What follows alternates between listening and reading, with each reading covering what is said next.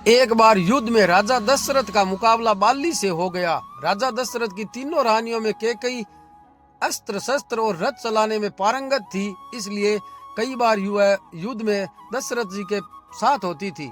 जब बाली और दशरथ की भिड़ंत हुई उस समय भी संयोगवश कैकेयी साथ ही थी।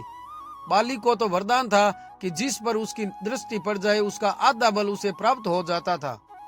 स्वाभाविक है कि दशरथ जी परास्त हो गए। बाली ने दशरथ के सामने शर्त रखी कि पराजय के मोल स्वरूप या तो अपनी रानी कैकेयी को छोड़ जाओ या फिर गुरुकुल की शान अपना मुकुट छोड़ जाओ।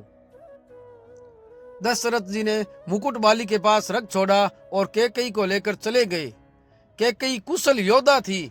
किसी भी वीर योद्धा को यह कैसे सुहाता कि राजा को अपना मुकुट छोड़कर आना पड़े। कैकेयी को बहुत दुख हुआ कि रघुकुल का मुकुट उसके बदले रख छोड़ा गया है।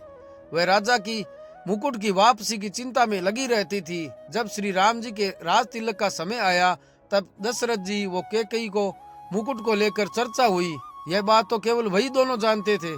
कैकेयी ने रघुकुल की आन को वापस लाने के लिए श्री राम के वनवास का कलंक अपने ऊपर ले लिया और श्री राम को वनवास भिजवाया। उन्होंने श्री राम से कहा भी था कि बाली से मुकुट वापस लेकर आना है।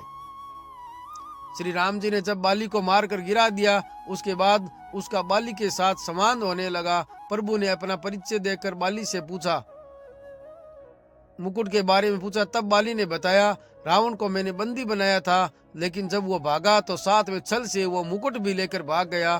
प्रभु, मेरे पुत्र को सेवा में ले लो, वह अपने प्राणों की बाजी लगाकर भी आपका मुकुट ले। जब अंगद जी के राम जी से दूत बनकर रावण की सभा में गए, वहां उन्होंने सभा में अपने पैर जमा दिए और उपस्थित वीरों को अपना पैर हिलाकर दिखाने की चुनौती दी।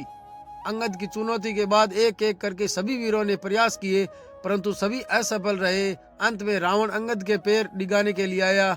जैसे ही वो अंगद का पैर हिलाने के लिए झुका, उसका मुकुट गिर गया। अंगद वो मुकुट लेकर चले आए। ऐसा प्रताप था रघुकुल के राज मुकुट का। राजा दशरथ ने गंवाया तो उन्हें पीड़ा झेलनी पड़ी, प्राण भी गए।